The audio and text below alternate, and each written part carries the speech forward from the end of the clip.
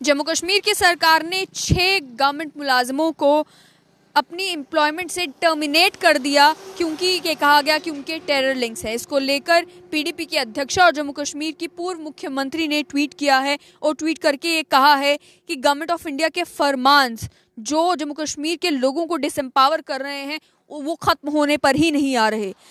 हालांकि government of India बड़े बड़े दावे ये करती है कि बाहर से एम्प्लॉयमेंट इन्वेस्टमेंट लाई जा रही है जम्मू कश्मीर में एम्प्लॉयमेंट क्रिएट करने के लिए, लेकिन जानबूझकर यहाँ पर सरकारी मुलाजमों को नौकरी से निकाला जा रहा है। हालांकि गवर्नमेंट ऑफ इंडिया ये जानती है कि जम्मू कश्मीर में जो लोग हैं वो गवर्नमेंट जॉब्स पे डिपेंडेंट है अपने लाइवलीहुड के लिए। साथ ही में उन्होंने ये भी कहा कि hounding Kashmiris endlessly deflates their fake narrative that all is well in Jammu and Kashmir. यानी कि गवर्नमेंट ऑफ इंडिया कश्मीरीज के पीछे पड़ चुकी है और इस तरह से पीछे पड़ चुकी है कि उनका जो फेक नैरेटिव है कि जम्मू कश्मीर में सब कुछ ठीक ठाक है, ये फेक नैरेटिव जो है डिफ्लेट होता नजर आ रहा है। साथ ही में ये भी कहा जम्मू कश्मीर की पूर्व मुख्यमंत्री महबूबा मुफ्ती ने कि लिंक्स टू मिलिटेंट्स, ये एक नया एक्सक्यूज यूज किया जा रहा है कश्मीरीज को ह्यूमिलिएट करने के लिए और डिस्पोजेस करने के लिए। इस पर बातचीत करेंगे, डिस्कशन करेंगे। मेरे साथ हैं स्ट्रेट लाइन के मैनेजिंग एडिटर और साथ ही में मेरे कलीग सैयद जुनैद हाशमी। सबसे पहले यही कि 6 एम्प्लॉयज़ को टर्मिनेट किया गया, उनके टेरर लिंक्स इस्टेब्लिश किए गए और बताया भी गया डिटेल्स में कि कौन कौन से टेरर लिंक्स थे, किस तरीके से उनके खिलाफ पहले एफआईआर लग चुकी थी, उनके पोजीशन से आर्म्स एंड एम्यूनिशंस मिल चुके थे, लाइव ग्रेनेड्स मिल चुके थे। क्या देखते हैं कि जिस तरीके से 6 एम्प्लॉयज़ को टर्मिनेट किया गया और उससे पहले भी कई मुलाजमों को टर्मिनेट किया गया है और अब ये बयान का आना। पूर्व मुख्यमंत्री महबूबा मुफ्ती कश्मीर के डिस्कोर्स में रेलेवेंट रहने के लिए ये सारे बयान दे रही हैं। कश्मीर के डिस्कोर्स में रेलेवेंट रहने के लिए उन्होंने आज जिन शब्दों का प्रयोग किया है जिसमें उन्होंने ये कहा है कि केंद्र सरकार जो है जम्मू कश्मीर के लोगों को ह्यूमिलिएट कर रही है, उनका पीछा कर रही है, उन्हें बेइज्जत कर रही है और डिस्पोजेस कर रही है, यानी उनसे उनके अधिकार छीन रही है। ये सारी बातें उन्होंने पूर्व मुख्यमंत्री महबूबा मुफ्ती ने आज अपने इस प्रेस नोट हैंड आउट में कही है। शायद कहीं पे प्रेस मीडिया कर्मियों से कहीं बातचीत हुई होगी या ट्वीट किया है। जहाँ तक इनका ये सब कुछ कहना है, केंद्र सरकार जम्मू कश्मीर की सरकार ने जितने भी लोगों को पिछले 2 सालों में टर्मिनेट किया है सर्विस से, उनके आतंकियों के साथ संबंध थे, वो अलगाववादी आइडियोलॉजी को सब्सक्राइब करते थे, वो अलगाववादी आइडियोलॉजी के समर्थक थे। आप अलगाववाद की आइडियोलॉजी का समर्थन करते हैं, आप सरकारी कर्मचारी भी हैं, स्कूल में आप टीचर भी हैं, एक तरफ आप स्कूल में अध्यापक हैं, दूसरी तरफ से आप जो हैं अलग अलग राजनीतिक नहीं सामाजिक संगठनों के कार्यक्रम करवाते हैं। कार्यक्रम ही नहीं करवाते हैं बल्कि आप इंस्पायर करते हैं, युवाओं को इंस्पायर करते हैं, बंदूक उठाइए, आपको आज़ादी के लिए लड़ाई लड़नी है। ये सब कुछ जम्मू कश्मीर में हो चुका है, सरकारी कर्मचारियों ने किया है। एक तरफ से आप सरकारी मुलाजमत के भी पूरे मज़े लें, आपको तनख्वाह भी ठीक ठाक मिलेगी, रिटायरमेंट के बेनिफिट्स भी आपको सारे चाहिए, लेकिन आपने गरीब, कमज़ोर, मिडिल क्लास वर्ग के लोग बच्चों को उनको इंस्पायर करते रहना है, उनको कहते रहना है कि जनाब आपको जो है आज़ादी की लड़ाई लड़नी है। तो ये सब चीज़ें आज तक जम्मू कश्मीर में होती आई हैं। आपने पिछले दिनों एक और ऑर्डर देखा होगा। ऑर्डर क्या था? फाइनेंस डिपार्टमेंट ने एक सर्कुलर निकाला और अपने कर्मचारियों को ये कहा कि जितने भी कर्मचारी फाइनेंस डिपार्टमेंट के साथ काम करते हैं उन सारे कर्मचारियों को ये बताया जाता है कि Jammu Kashmir civil services regulation के तहत वो किसी भी टेलीविज़न चैनल के साथ, किसी भी मीडिया हाउस के साथ, किसी भी अखबार के साथ या किसी भी वेब पोर्टल के साथ या क्या यानी किसी भी तरीके से वो मीडिया के साथ अपने संबंध नहीं रख सकते। वो क्यों काम नहीं कर सकते? वो क्यों कहा उन्होंने? वो इसलिए उन्होंने कहा क्योंकि एक बड़ी तादाद उन लोगों की भी आज भी है, कल भी थी और आने वाले कल में भी होगी, क्योंकि जिस व्यवस्था की बात हम आज करते हैं उस व्यवस्था में कोई बड़ा बदलाव आए ऐसा भी नज़र में नहीं आ रहा। होता यहाँ क्या था, एक सरकारी कर्मचारी सुबह के टाइम में एक दफ्तर में जो है मुलाजमत कर रहा है और शाम के टाइम में वही सरकारी कर्मचारी का अखबार के दफ्तर में बैठकर अपने ही डिपार्टमेंट के खिलाफ जो एडिटोरियल लिख रहा है, ओपिनियन पीसेस लिख रहा है। और उसके बाद उन कर्मचारियों की ताकत का अंदाजा आप इस बात से लगा सकते हैं, एक कर्मचारी 2003 में एक डिपार्टमेंट में कैजुअल डिलीवरी लगता है। जम्मू कश्मीर में लगभग 1 लाख के करीब कैजुअल और डिलीवरी आज भी सड़कों के ऊपर हैं कि हमें परमानेंट करो, लेकिन ये आदमी डिपार्टमेंट में लगता है और आज सिर्फ वो परमानेंट ही नहीं उस डिपार्टमेंट में बल्कि एक इंपॉर्टेंट पोजीशन पर उस डिपार्टमेंट में बैठा हुआ है। वो कैसे बैठा हुआ है? क्योंकि वो उस समय एक पत्रकार महोदय के साथ, एक एडिटर के साथ उसकी खास दोस्ती थी।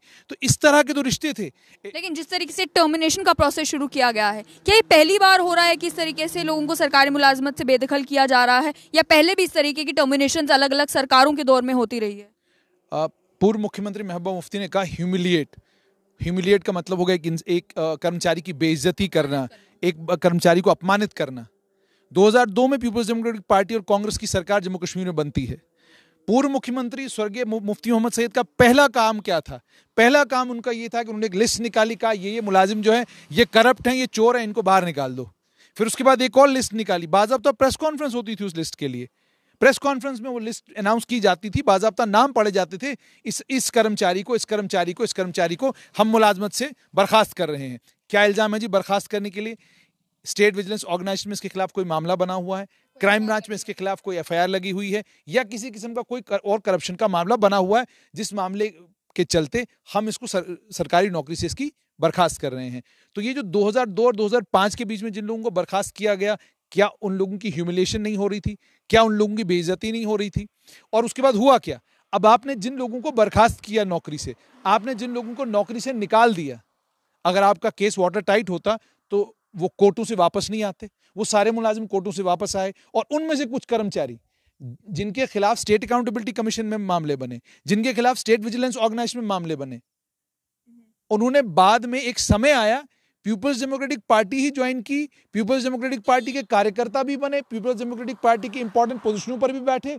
और ये वही कर्मचारी हैं जिन कर्मचारियों के करप्शन के से जुड़े हुए डॉक्यूमेंट्स, जब स्टेट अकाउंटेबिलिटी कमीशन का दरबार मुंह होता था तो यहां से वो कश्मीर जाते, कश्मीर से वो जम्मू आते, लेकिन वो कभी भी उनके खिलाफ कोई कार्रवाई नहीं हुई। ये तो हो गया 2002 से 2005 और 2008 का मामला। बाद में वो लोग पॉलिटिशियन बने और उन लोगों ने किया क्या? उन लोगों ने पीडीपी ही ज्वाइन की और लंबे समय तक वो लोग पीडीपी में रहे। तब कोई बेइज्जत नहीं हो रहा था, तब कोई ह्यूमिलिएट नहीं हो रहा था, तब किसी की बेइज्जती नहीं, तब किसी की मानहानि नहीं हो रही थी, तब किसी की तब सब ठीक था, क्योंकि तब हम सत्ता में थे, तब हम सब कुछ कर रहे थे। 2014 से 2018 तक, 2015 में पीडीपी भाजपा सरकार ने 61 मुलाजिमों को टर्मिनेट फ्रॉम सर्विस कर दिया, निकाल दिया 61 मुलाजिमों को। क्या इल्जाम लगाया? ये सारे लोग करप्ट हैं, ये सारे लोग चोर हैं, इन चोरों को हम बाहर निकाल रहे हैं, करप्शन के खिलाफ हम जंग लड़ रहे हैं। हमने इस करप्शन के खिलाफ जंग में जो है तभी हमको कामयाबी मिलेगी जब हम क्या करेंगे, इन लोगों को टर्मिनेट फ्रॉम सर्विस किए। आपने 61 लोगों को टर्मिनेट फ्रॉम सर्विस किया। उन 61 लोगों में भी क्या हुआ? 61 लोगों को आप टर्मिनेट फ्रॉम सर्विस करते हैं और सब कोर्ट का दरवाजा खटखटाते हैं। और जो टर्मिनेशन भी हुई वो किस तरीके से होती थी? पूर्व मुख्यमंत्री स्वर्गीय मुफ्ती मोहम्मद सईद का कार्यकाल था, वो मुख्यमंत्री थे और उस समय सरकार के प्रवक्ता, उस समय के एजुकेशन मंत्री नईम अख्तर हुआ करते थे। उनकी कैबिनेट मीटिंग होती थी, कैबिनेट मीटिंग में वो लिस्ट डिस्कस होती थी।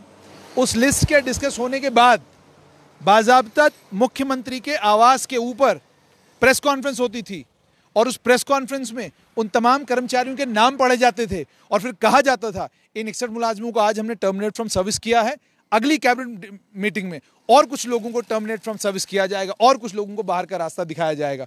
उसके बाद फिर एक लिस्ट निकली, जो 61 लोग आपने निकाले वो कोर्ट गए, वो सब के सब, उनमें से मैक्सिमम लोग रीइंस्टेट हुए और जिनको आपने बर्खास्त भी किया। बर्खास्त कैसे किया? एक चीफ इंजीनियर पीएचई के थे, उन्हें पहले सरकार चीफ इंजीनियर लगाती है, उन्हें सरकार पहले चीफ इंजीनियर लगाती है। वो चीफ इंजीनियर के तौर पे अपना काम, चीफ इंजीनियर पीएचई के तौर पे अपना काम करना शुरू करते हैं। उसके बाद सचिव साहब उसकी फाइल बनाते हैं और कहते हैं जी इसको टर्मिनेट फ्रॉम सर्विस कर दो, क्योंकि इसके खिलाफ भी एंटी करप्शन ब्यूरो में एक मामला बना हुआ है।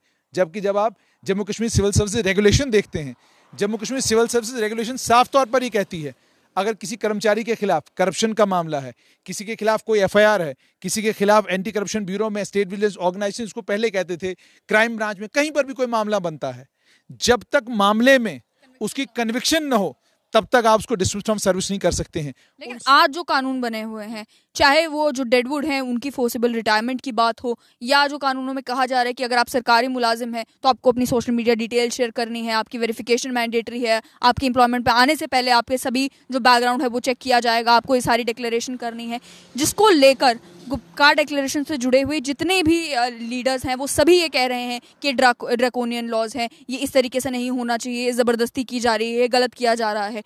क्या ये कानून सारे के सारे नए हैं या ये जो पहले सरकारें रही हैं उनमें भी यही कानून थे, कानूनों में बस थोड़ी सी तरमीम की गई है? कानून पहले भी थे। सिविल सर्विसेज रेगुलेशन में साफ तौर पर ये कहा गया हुआ है कि आप मीडिया के साथ संपर्क नहीं साधेंगे, आप मीडिया में नहीं आ सकते, आप टेलीविजन चैनल के ऊपर इंटरव्यू नहीं दे सकते। ये सब जो लोग ये कह रहे हैं कि ये जो freedom of speech and expression है उसे हैम्पर करने की कोशिश की जा रही है। पल्लवी जी, सरकारी मुलाजिम हैं आप।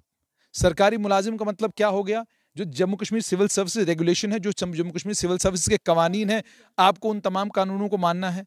कानूनों को मानने का मतलब क्या है? कानूनों को मानने का मतलब है जो सरकार कहेगी वही करना है। निजी जीवन क्या है आपका? निजी जीवन में जिस सरकार के आप गुलाम हैं, जिस सरकार की आप नौकरी कर रहे हैं, जिस सरकार ने आपको अपना काम करने के लिए लगाया हुआ है, उसी सरकार के खिलाफ आप शाम को फेसबुक के ऊपर क्या कहते हैं, एक लंबा चौड़ा लेख लिखते हैं। सरकार आपको तनख्वाह दे रही है ना। सरकार ने, अब आप एक छोटी सी एग्जांपल लीजिए, मैं और आप प्राइवेट सेक्टर में हैं, हम लोग प्राइवेट सेक्टर में हैं, हम 18 घंटे 16 घंटे 15 घंटे 14 घंटे काम करते हैं, उसके बाद जाकर हमारे पास उसके बाद जाकर हमको तनख्वाहें मिलती हैं, उसके बाद जाकर हम लोगों को सैलरी मिलती है। कोविड के पूरे कार्यकाल में हम सारे मीडिया कर्मी और प्राइवेट जित फील्ड में जितने भी काम करने वाले लोग हैं, सब ने सफ़र किया। प्राइवेट मुलाजमत में जितने भी लोग हैं उनको पता है जितने घंटे की नौकरी करेंगे, जितने दिन हम लोग दफ्तर जाएंगे, उतने दिन की हमको तनख्वाह मिलेगी। कोविड में एक बड़ा चंक उन कर्मचारियों का था जो दफ्तर गए ही नहीं, घरों में बैठे रहे। सरकार ने क्या उनकी तनख्वाह काटी? तनख्वाह पूरी मिली उनको। अगर सरकार आपको घर में बैठने के बावजूद, आराम से सुकून से घर में तसल्ली के साथ बैठने के बावजूद तनख्वाह पूरी आपको देती है, तो फिर उस सरकार का ये अधिकार भी है कि वो तय कर सकती है कि आप अपने निजी जीवन में क्या कर सकते हैं, क्या नहीं कर सकते हैं। अभी जिन एम्प्लॉयज को टर्मिनेट किया गया है, लेकिन मैं थोड़ा सा निजी जीवन को लेकर कहना चाहूंगा। शायद आप Jammu Kashmir civil service regulation आपने पढ़ा होगा और आपको भी जानकारी होगी कि अगर कोई भी सरकारी मुलाजिम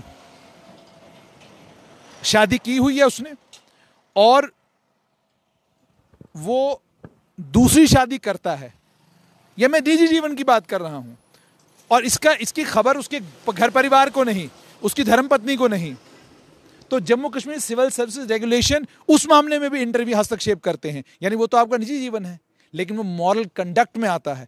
जो चीज़ मॉरल कंडक्ट में आती है वो भी सरकार, मॉरल कंडक्ट भी आपका ठीक होना चाहिए। आप फेसबुक के ऊपर जो है अपनी सरकार को गालियां दे रहे हैं, तो कोई भी एक आम आदमी पूछेगा भाई ये सरकारी मुलाजिम है, सरकार इसको तनख्वाह देती है, ये अपनी सरकार को गालियां दे रहा है। तो इसलिए that is why I am saying कि एज फार एज जो आज टर्मिनेशन हुई है, इसको लेकर अगर वो कह रही हैं कि, और सबसे जो उन्होंने वर्ड इस्तेमाल किया हाउंडिंग, ठीक है, तो इनसे पूर्व मुख्यमंत्री साहिबा से पूछा जाना चाहिए कि जो आपने अपने कार्यकाल में, और इनका पीरियड तो इन्हीं चीजों के लिए मशहूर भी था। मशहूर किस चीज के लिए था? 2002 से 2005 तक आए तो टर्मिनेट कर दिए लोग, 2014 में फिर आए फिर टर्मिनेट कर दिए लोग। इनको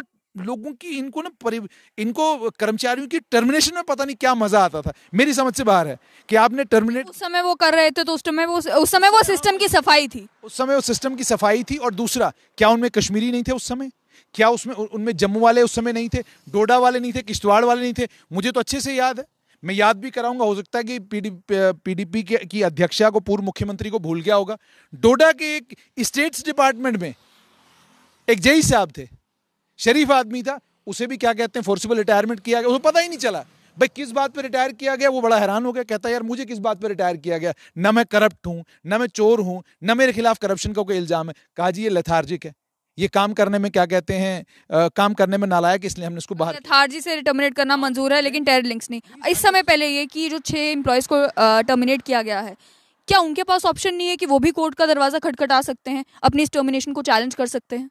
बिल्कुल, ये लोग सब कोर्ट का दरवाजा खटखटाएंगे, जाहिर सी बात है। ये कोर्ट जाएंगे, इन्होंने कोर्ट में क्या कहते हैं गुहार लगानी है, कोर्ट में इन लोगों ने अपना केस प्रेजेंट करना है, कोर्ट इनकी बात भी सुनेगा। हो सकता है अगर सरकार का केस वीक होगा तो ये सब लोग रीइंस्टेट हो जाएंगे। मेरा कहने का साफ मतलब ये है, जिसे आप करप्शन के इल्जाम में, जिसको आप चोर कहते हैं दिन दहाड़े, और उसके बाद जिस समय आपने चोर कह दिया तो वो तो मशहूर हो गया ना, अखबार में बाज़ाब्ता नाम आता है, पूरी डिटेल आती है, ठीक है कि नहीं? तो उसको भी तो आप लोगों ने क्या कहते हैं ह्यूमिलिएट ही किया। उसको ह्यूमिलिएट किया, वो क्या कहते हैं रीइंस्टेट हो गया, सरकारी मुलाजमत में वापस आ गया, वो चलेगा आपको। लेकिन यहां जहां किसी के आतंकवादियों के साथ संपर्क है, किसी ने आतंकवादी गतिविधि में कोई शामिल रहा है और उसके बाद अगर उसके खिलाफ सरकार कोई कार्रवाई करती है तो आप कहते हैं ये हाउंडिंग है, ये ह्यूमिलिएशन है, ये और एक वर्ड इस्तेमाल किया, एक हाउंडिंग का, एक ह्यूमिलिएशन का डिस्पोजेस किया जा रहा है। और इसमें तो किश्तवाड़ के लोग भी हैं, इसमें तो 2-3 लोग किश्तवाड़ के भी हैं, इसमें तो पूरे जम्मू कश्मीर के लोग हैं जिनके खिलाफ, और ये क्या आज इनके खिलाफ ये मामले दर्ज हुए हैं? क्या ये आज ही मामले इनके खिलाफ बने हैं? क्या ये सारी डिटेल्स जो पब्लिक में कल शेयर की सरकार ने, ये किसके टेन्योर की डिटेल है? जरा आप डिटेल निकाल कर देखिए। आप देखिए किन के दौरों में और किन के वक्तों में इनके खिलाफ केसेस बने हैं, किसके वक्त में ये सारी इन्वेस्टिगेशन हुई है। यानी अब ये है, जैसे मैंने आपको कहा, to stay relevant in the political discourse of Kashmir valley, it is very important to keep raising these issues, to keep giving statements. ठीक है, जिन स्टेटमेंट्स में यही होगा, हाउंडिंग होगा, हैरासमेंट होगा, बस ये है कि हमारे कार्यकाल में जो हमने किया वो सब ठीक है, और अगर किसी दूसरे कार्यकाल में कुछ होता है तो हमने किसी तरीके से उसको ड्रामेटाइज करना है, और ड्रामेटाइज करके उसको कहना है ये हाउंडिंग है, ये ह्यूमिलिएशन है। आप इसमें मामले देखिए, कब का मामला बना हुआ है, आप देख कब का मामला बना हुआ है। ये 26 FIR नंबर 26/2010, ये 2010 की FIR है। उसके बाद जो शौकत अहमद है, इसके खिलाफ 2018 में FIR रजिस्टर हुई है। आप थोड़ा सा ऊपर आए, लियाकत अली ककरू, एक सेकेंड, ये 1983 में अपॉइंट हुए, 2001 में अरेस्ट हुए, FIR इनके खिलाफ 235/2000, यानी ये मामले सरकार के पास ऑलरेडी विचाराधीन थे। उसके बाद जाफर हुसैन भट्ट, जो किश्तवाड़ के हैं, इनके खिलाफ जो FIR है वो 30 बेल पर 30 सितंबर 2019 से बेल पर है, और मामला कब का है? 2019 का मामला है। अब आप हमीद वानी की बात कीजिए, बिजबाड़ा के जो हैं 2016, ये की स्पीकर और ऑर्गेनाइजर थे 2016 में। अच्छा, उसके बाद ये मैं, अच्छा यही मैं आपको कह रहा हूं कि ऐसा नहीं है कि these employees, there were not cases against these employees earlier. The cases were there, government has taken action, but all these employees have a remedy that they can go to the court of law. और दूसरा, जैसे मैंने आपको कहा कि specifically Kashmiris नहीं लिखना चाहिए था, क्योंकि 3 लोग जो हैं वो जम्मू रीजन के हैं, 2 किश्तवाड़ के हैं, 1 पुंछ के हैं, और बाकी 2 जो हैं, बाकी 3 जो हैं। और अगर इनको देखें, जाहिर सी बात है, पॉलिटिकल लीडर हैं, बयान बड़े अच्छे देती हैं, अगर अब इन्हें वाकई लगता है कि वाकई टारगेटिंग हो रही है, हाउंडिंग हो रही है, ह्यूमिलिएशन हो रही है, तो लड़िए ना इन 6 के केस, करिए ना वकील अपना खड़ा। पीडीपी में तो इतने सारे वकील हैं, वकीलों को खड़ा करिए, उनको कहिए फ्री में आपके केस लड़ेंगे हम 6 के 6 लोगों के। और 6 लोग क्यों, इससे पहले 21 लोगों को किया गया रिटायर, उससे पहले 6 और 1 28-29 लोग हैं, सबके केसेस, इन लोगों को तो सबको इनके पास चले जाना चाहिए कि जनाब आप हमारे केसेस लड़िए, because they have a right to defend themselves in the court of law.